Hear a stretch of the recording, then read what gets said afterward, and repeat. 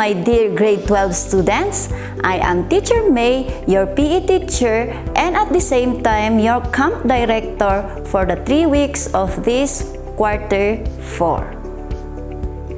After this presentation, you are expected to describe the following: camping, the types of camping, essentials in camping, health benefits of camping, and the disadvantages of camping. You are also expected to demonstrate proper etiquette and safety in recreational camping. And lastly, you are expected to follow the ways on how to set up a tent. You are required to prepare your module, pencil, or ball pen, and short bond paper to be used in the activities of this module.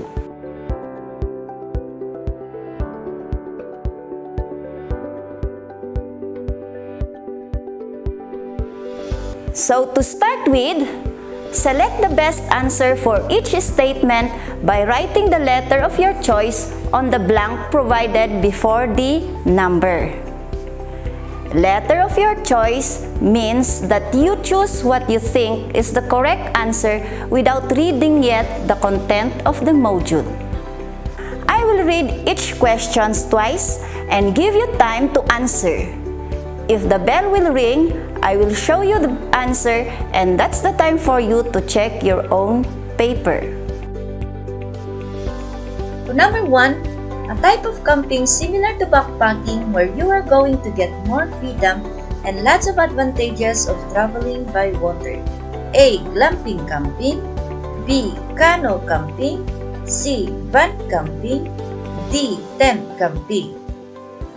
A type of camping similar to backpacking where you are going to get more freedom and lots of advantages of traveling by water. A. Glamping camping. B. Cano camping. C. Van camping. D. Tent camping.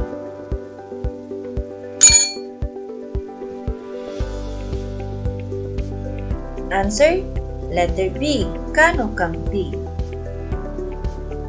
Number 2. A type of camping mainly involves spending the day just carrying your gear and equipment on your back while you travel through nature. A. Tent camping. B. Backpacking camping. C. Survivalist camping. D. Van camping. A type of camping mainly involves spending the day just carrying your gear and equipment on your back while you travel through nature. A. Tent camping. B. Backpacking camping. C. Survivalist camping. D. Van camping.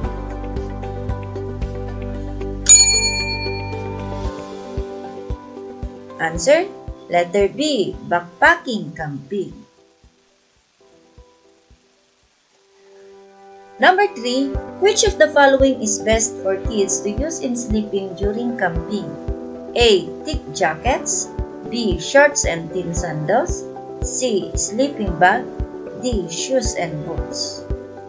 Which of the following is best for kids to use in sleeping during camping? A. Thick jackets. B. Shorts and thin sandals. C. Sleeping bag.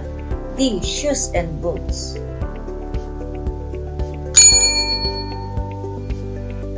Letter C. Sleeping bag. Number 4.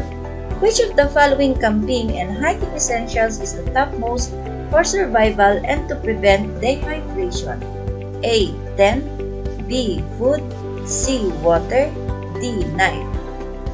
Which of the following camping and hiking essentials is the topmost for survival and to prevent dehydration? A. Tent. B. Food. C. Water. D. Knife. Answer: letter C. Water. Number 5. Among the following camping essential is considered when uncertain injuries occur during camping. A. Pocket Wi-Fi.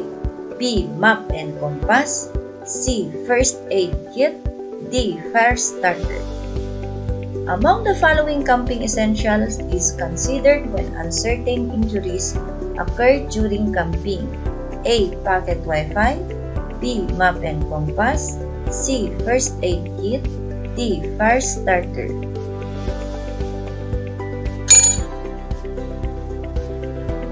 Answer: letter C. First aid kit. Number 6. Which of the following is prohibited to ensure the safety and success of camping? A. Introduce recreational activities. B. Bringing and drinking of liquors. C. Bonfire with variety show. D. No sleeping time. Which of the following is prohibited to ensure the safety and success of camping? A. Introduce recreational activities. B. Bringing and drinking of liquors. C. Bonfire with variety show. D. No sleeping time.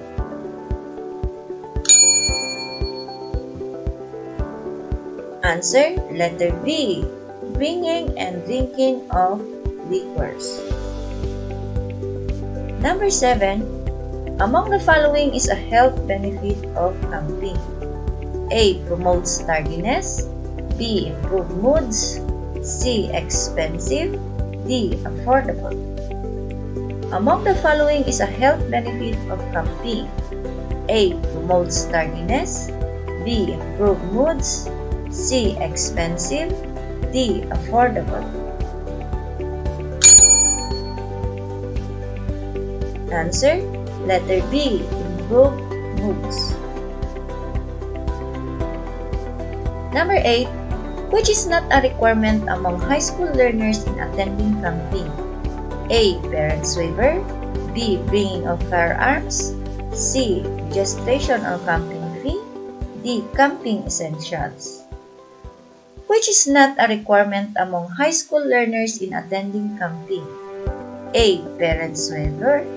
B. Bringing of firearms. C. Registration or camping fee. D. Camping essentials.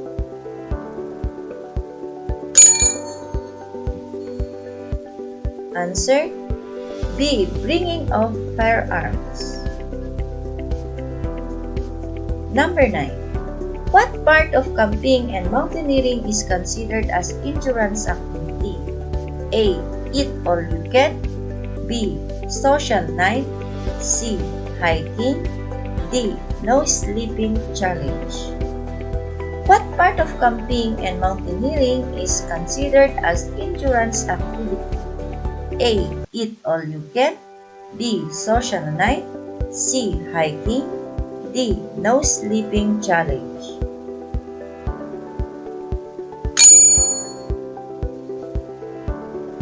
Answer: letter C.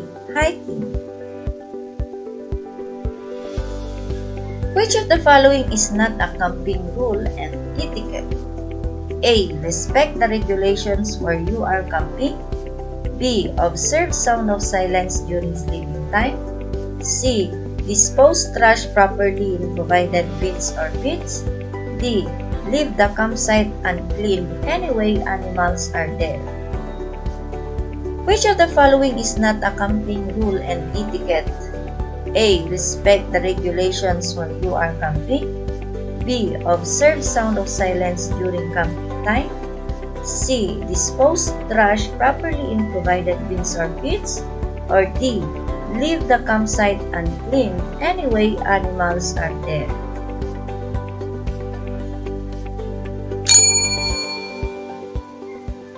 Answer: letter D. Leave the campsite unclean anyway animals are there. So how's your score? Do not worry if your score is low in this pre-assessment. But remember that you are expected to get a high score in your post-assessment.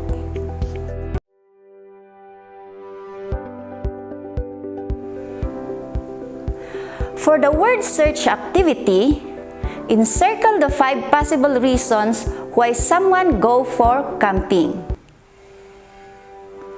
Pause this video for 10 to 15 minutes for you to do the activity. Time's up! These are the answer. You go for camping for pastime, in order for you to experience new environment, unwind to relieve stress, and socialize with other person or members of the family, and of course, for recreation. Are the 5 possible reasons why someone go camping is also true to you? If yes, you are one of the outgoers like me.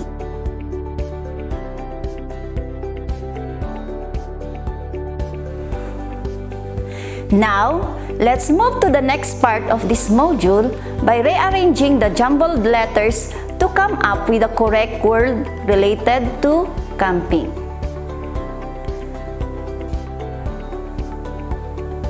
Answer for number 1 is tent.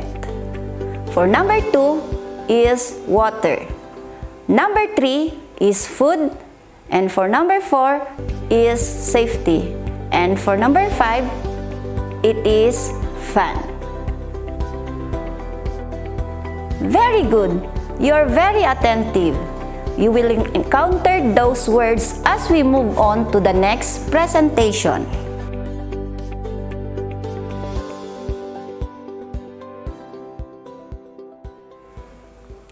Are you one of the Boy Scout or Girl Scouts of the Philippines?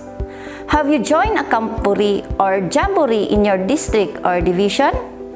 If you do so, surely you can understand immediately our topic. But if not, I am here to guide you in order to understand more about camping. Camping is a recreational activity in which participants take up temporary residence in the outdoors.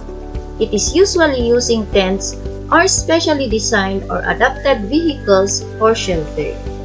It is a recreational activity because you are going to go out for fun, unwind, or socialize with other person or within your family.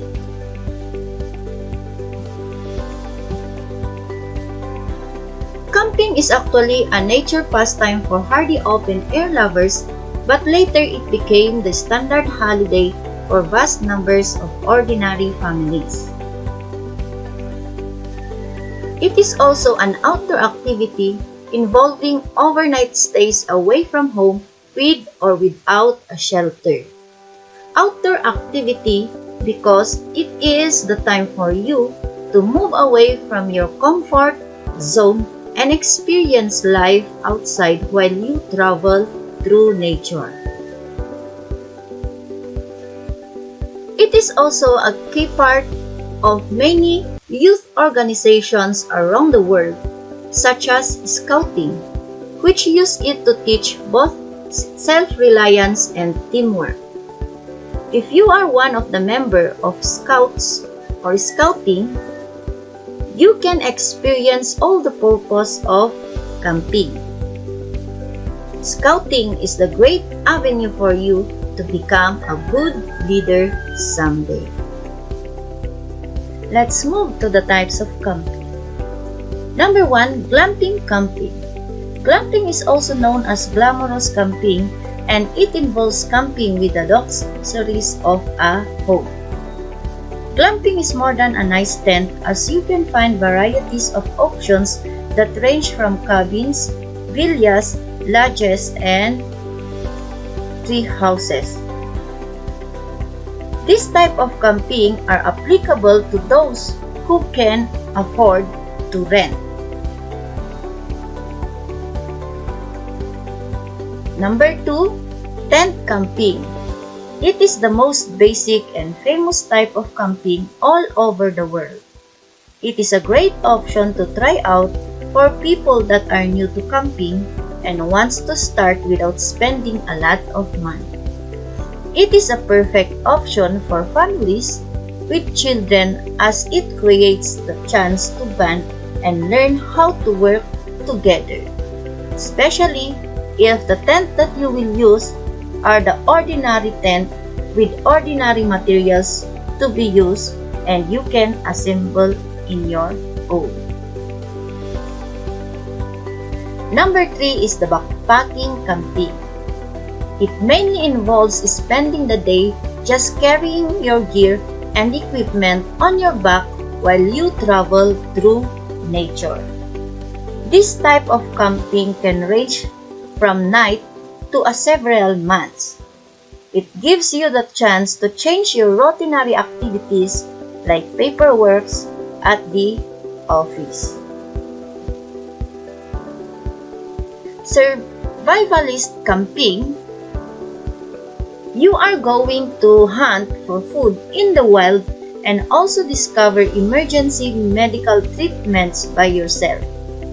By acquiring these skills, you will be able to survive in case of emergency or during harsh weather conditions. Number 5, canoe camping. It is quite similar to backpacking, and you are going to get more freedom and lots of advantages of traveling by water.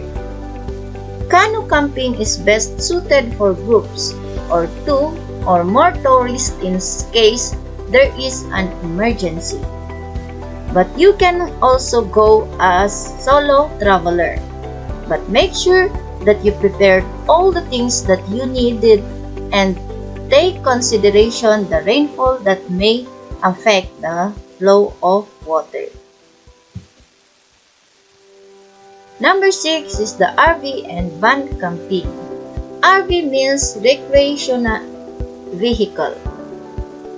This recreation vehicle gives you the opportunity to enjoy fun outdoor destinations. With a recreational vehicle, you will have almost all that you have at home, and it includes comfortable bed and entertainment. Our next topic is about camping essentials. Number 1, tent. A tent can shield you and your gear from high winds as well. Whether you opt for the best 2-person tent or a larger cabin-style tent, make sure you bring along all of its necessary accessories like rope, tent poles, stakes, and rain flag. Number 2, sleeping bag. Going without a sleeping bag risks an uncomfortable nights. You may be exposed from cool weather that can cause colds. And if you have ever tried to go camping with kids, you know without a kid's sleeping bag, they will toss and turn all night into day. Number 3 is the water bottle. Water is essential for survival in the great outdoors. The farther path you go, the more quickly it seems to run out. We need to take a bottle of water in our bag as our drinking water to avoid dehydration while having a camping. Number 4, fire starter. Campers can start fires with a flint and steel, matches, a cigarette lighter, or a magnesium fire starter. Take along a little kindling as well, like dry bark or strips of newspaper in a waterproof container. First aid kit. Even a long day of hiking can result in blisters that require bandaging. Small cuts and scrapes too can quickly become infected if left untreated. So keep bandages and antiseptic on hand. Your first aid kit should include other necessities as well: scissors, adhesive, gauze, soap, a CPR mouth barrier, and an emergency whistle. Number 6, pocket knife. A knife can be used to trim a rope, cut fishing line, dice bait, slice cheese or sausage, open a tightly sealed package, sharpen a stick, deal with tangled vines, tighten a screw, or cut skin of small animals. Map and compass. If you are camping, itinerary calls for hiking in remote areas. Don't go without a map and compass or GPS. Constant changes in the sun's position can make forest landmarks seem unfamiliar, that causing hikers to become disoriented.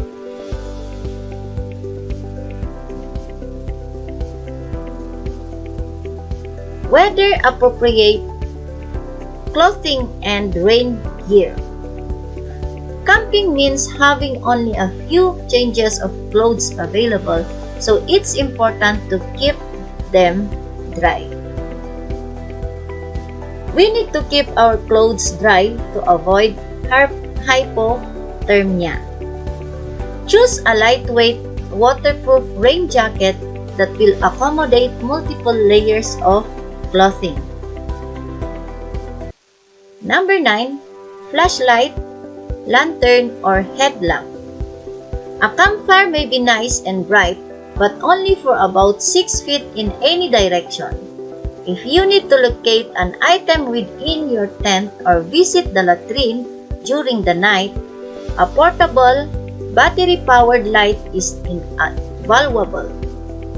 Many campers prefer headlamps as the best option because of their hands-free functionality.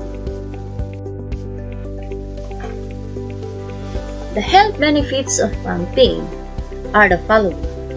Number 1. Fresh water. Your body can function with less strain when there's plenty of oxygen. Research shows that some time outdoors can improve your blood pressure, improve digestion, and give your immune system an extra boost. When you spend a few days outside, you get some extra health benefits from the extra oxygen and low levels of pollutants. Number 2. Socialization. Camping alone is plenty of fun, but if you bring along a friend or family member, you'll enjoy a unique experience together that will help you keep a healthy and a happy relationship. Socializing can extend your lifespan and delay memory problems, according to research published in the American Journal of Public Health. Number 3. It improves moods. Happy moments can improve moods. Spending some time outside in the sunlight through camping can bring out the levels of melatonin in your brain. Melatonin is the chemical that makes you feel tired and can induce feelings of depression. Number 4. Less stress. Camping also allows you to cope with stress. Stress can negatively affect your health, so put much less strain on your mental and physical faculties by giving yourself some stress-free time at the campsite. You are relieved from the effect of stress if you have enough oxygen level, high level of serotonin, and sufficient level of melatonin. Number 5. Exercise. In camping, you're spending a lot of time performing physical activities. Even if you're taking a fishing trip, you're burning more calories than you'd burn sitting around an office. And if you hike or bike, you're performing cardiovascular exercise that will help keep your heart and lungs healthy. Number 6. Sunshine. Sunshine feels great on your skin, and there's an evolutionary reason for that. When you're out in direct sunlight, you're taking on a ton of vitamin D, which allows your body to absorb calcium and phosphorus. Number 7. a good night's sleep. Sleep has an effect on all of your body processes and can reduce inflammation, improve your cardiovascular system, and help you stay alert. Many campers report better sleep cycles when they return for a trip. Number 8. Good food.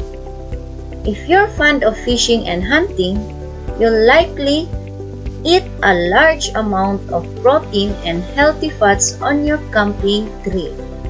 You won't get any preservatives or unnatural ingredients in a fresh lake-caught fish, and all of the exercise on your trip will help you digest. Number 9. New challenges. Studies from the University of Texas and University of Michigan show that new experiences help to keep brains healthy. New activities that are both physically and intellectually stimulating have the greatest effect on brain health. Number 10. Meditation. When you go camping, don't forget to turn off your cell phone. Leave the tablet and the laptop computer at home. Try to disconnect for a few days and enjoy the simplicity of natural experience. If you suffer from depression, fatigue, heart disease, or even allergies, research shows that camping can improve your overall health.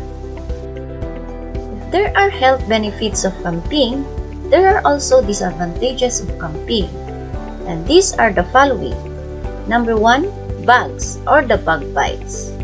Number 2, bad weather. For example, too cold, too hot, or rainy. Number 3, expensive equipment. Number 4, no internet. Number 5, share a bathroom with everyone at the campsite. Number 6, loud bugs and animals at night.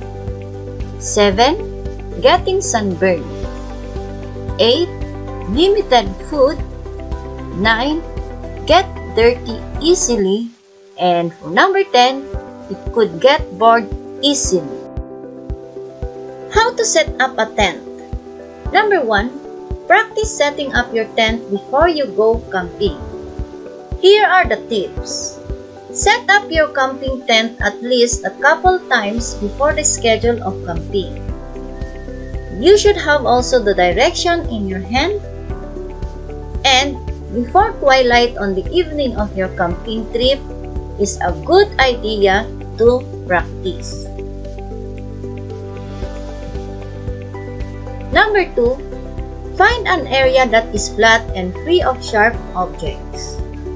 Clear the area of any large sticks, rocks, or other debris which could cause a rip or puncture in your tent or that would be uncomfortable to sleep on. Number 3, unpack the tent and all of its parts.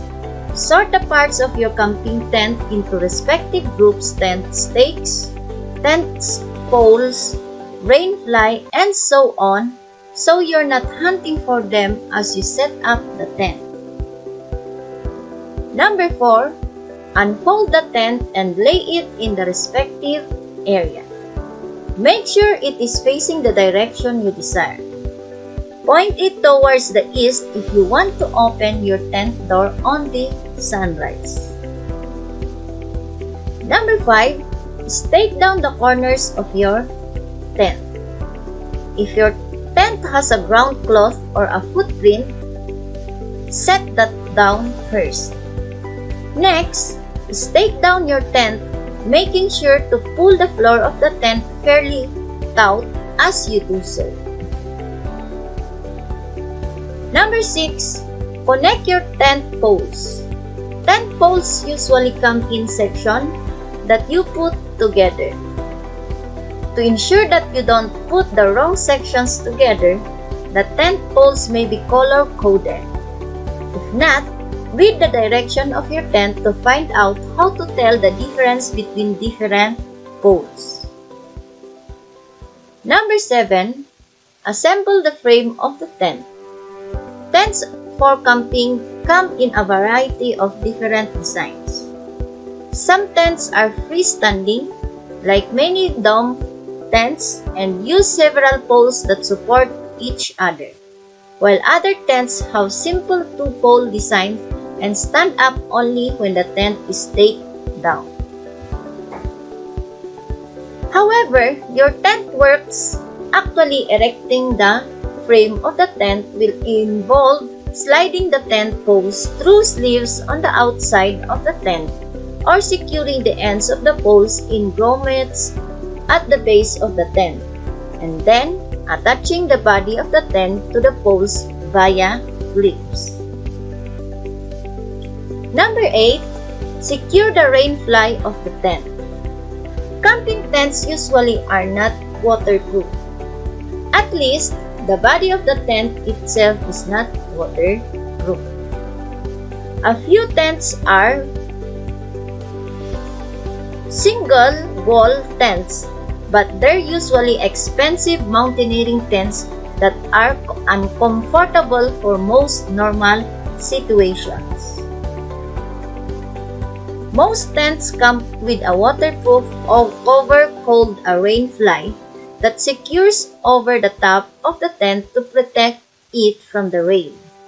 If your tent has a rain fly, secure it over the top of the tent. This usually involves fastening the corners of the rain fly to cords that attach to the base of the tent and may include additional clips or ties that attach to the tent poles. Here are the golden rules of camping etiquette. Number 1. Law of the land. Respect the regulation where you're camping. Be sure to check posted signage or chat with the ranger or camp host. Do. Honor the leash law in places where pets are invited and dispose of waste appropriately. Don't. Burn where a fire ban is in effect. If campfires or stoves are allowed, make sure to equip yourself with fire precautions. Number 2. Stake your claim. The best campsite is one that is already there. Use what others have done before you and conserve your energy for playing outside. Do. Set your tent up in established spaces. It protects the surrounding wild by keeping it well. Don't. Set up your tent too close to water. Number 3. Volume control. Whether you go to shower with your favorite song, these catchy tunes are meant for playing on innocent repeat inside your head. So do. Sing in the ground around the fire before quiet time. Don't. Blast your boombox. Sharing campground space is all about keeping the decibels to a minimum, and lower volume means better chances for wildlife sightings. Number 4. Keep it clean. Camping may involve lots of dirt, but it's actually all about keeping it clean, at least when it comes to the site. Do. Dispose of trash properly in provided bins. Take it with you where required to pack it out or when there is no more space in the provided bins. Don't. Do your dishes in your camp and dispose of the strained dishwater in provided drains or by scattering it.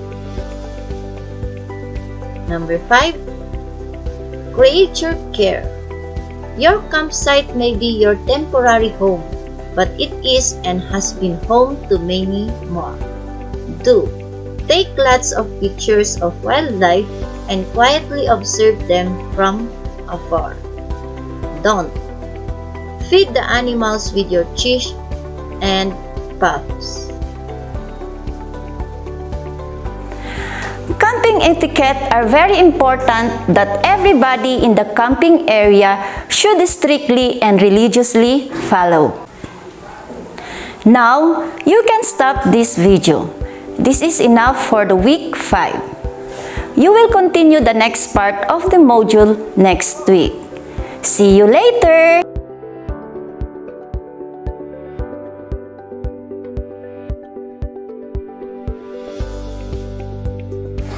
How are you today? I hope that you still remember the topic that I have presented to you last week. If not, feel free to go over in the What is it part of the module for you to recall about the important concept of camping.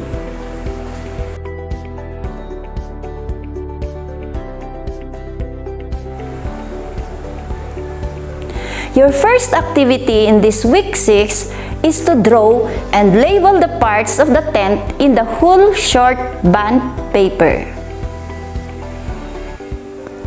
Pause this video for 10 to 15 minutes for you to do the activity. If you are finished in your drawing, you may press the start button to continue for the activity 2 under What's More.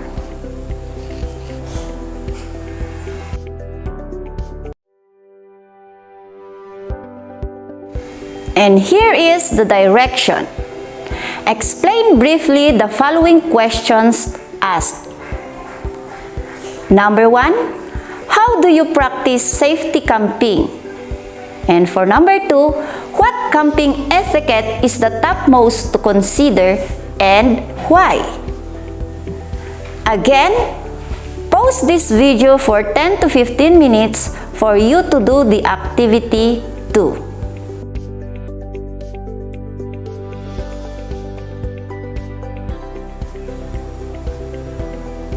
Complete the statement to come up with a sentence. Number 1, camping is blank. Number 2, bottled water is blank. Number 3, safety camping is observed, then blank. You continue.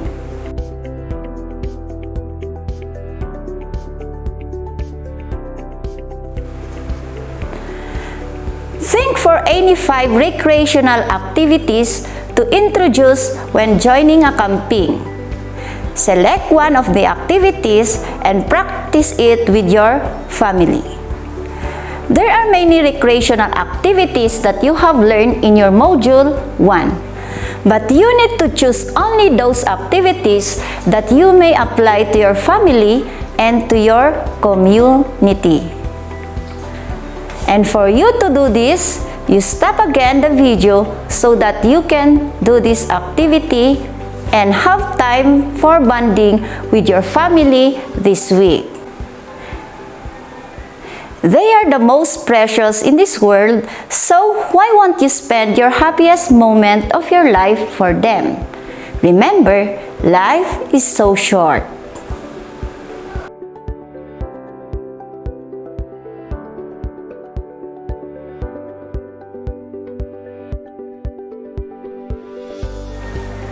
To continue the activity for the week 7, select the best answer to each statement by writing the letter of the correct answer on the blank provided before the number. Be reminded that in this post-assessment, correct answer is required.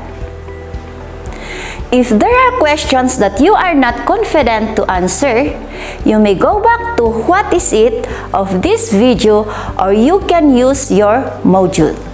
But take note, do not go directly to the answer keys. Number 1, which of the following is prohibited to ensure the safety and success of camping? A. Introduce recreational activities. B. Bringing and drinking of liquors. C. Bonfire with variety show. D. No sleeping time. Which of the following is prohibited to ensure the safety and success of camping. A. Introduce recreational activities. B. Bringing and drinking of liquors. C. Bonfire with variety show. D. No sleeping time.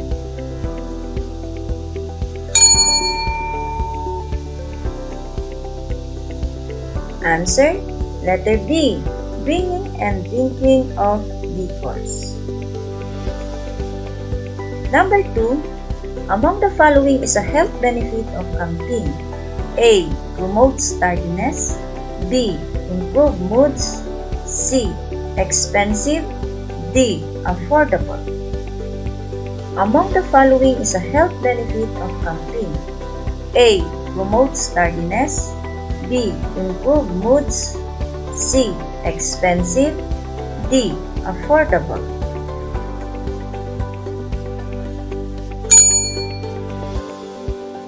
Answer, letter B.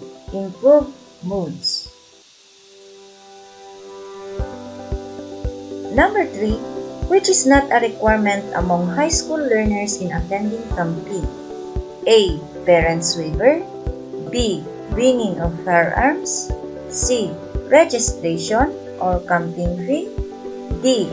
Camping essentials. Which is not a requirement among high school learners in attending camping? A. Parents' waiver. B. Bringing of firearms. C. Registration or camping fee. D. Camping essentials.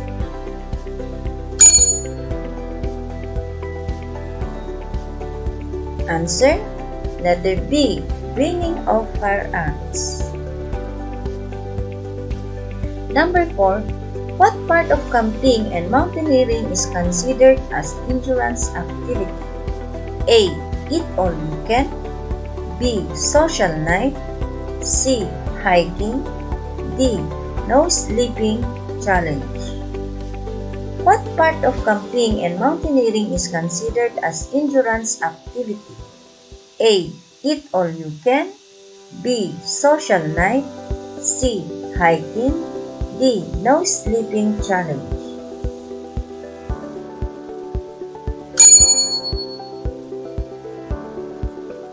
Answer, letter C.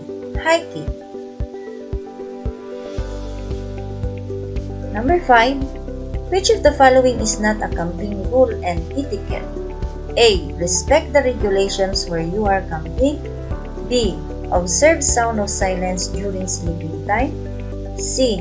Dispose trash properly in provided bins or pits. D. Leave the campsite unclean anyway animals are there. Which of the following is not a camping rule and etiquette? A. Respect the regulations where you are camping. B. Observe sound of silence during sleeping time. C. Dispose trash properly in provided bins or pits. D. Leave the campsite uncleaned anyway animals are there.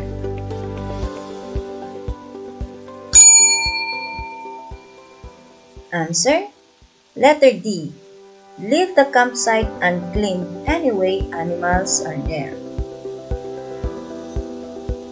So number 6, a type of camping similar to backpacking where you are going to get more freedom and lots of advantages of traveling by water. A. Glamping camping. B. Canoe camping. C. Van camping. D. Tent camping.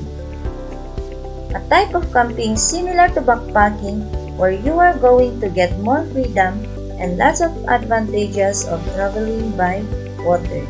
A. Glamping camping. B. Canoe camping. C. Van camping. D. Tent camping.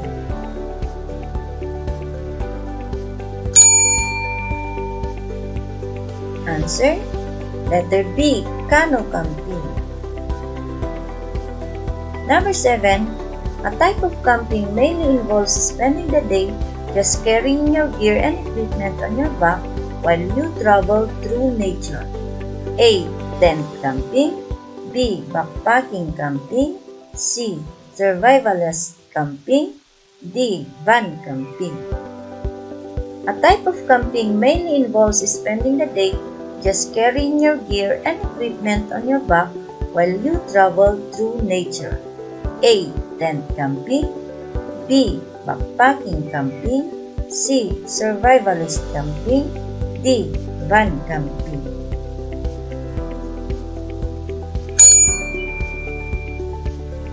Answer: letter B. Backpacking camping. Number 8. Which of the following is best for kids to use in sleeping during camping? A.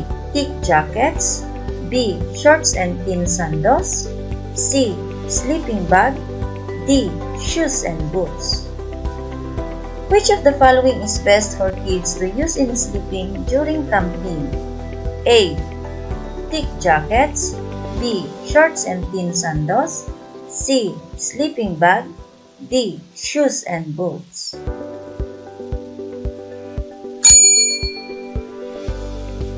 Answer: letter C. Sleeping bag.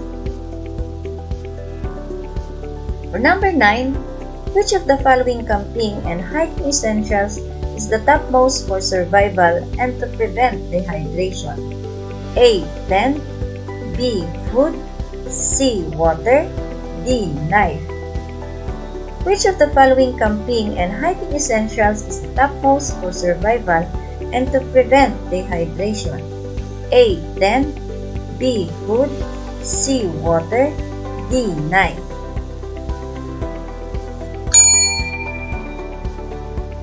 Answer: letter C. Water. And for number 10, among the following camping essentials is considered when uncertain injuries occur during camping? A. Pocket Wi-Fi. B. Map and compass. C. First aid kit. D. Fire starter. Among the following camping essentials is considered when uncertain injuries occur during camping? A. Pocket Wi-Fi. B. Map and compass. C. First aid kit. D. Fire starter.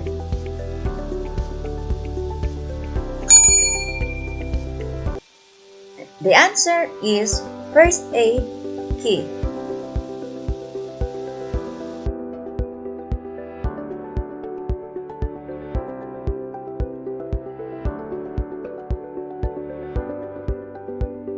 Practice putting up and assembling a tent following the procedures that I have presented in the week 5. Do it many times until you master tent setting.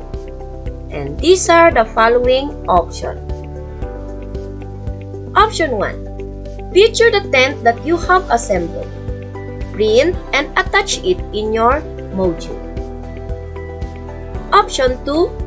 For those who have no tent and cannot afford to borrow one, contact your teacher for a school-based performance of setting up tent.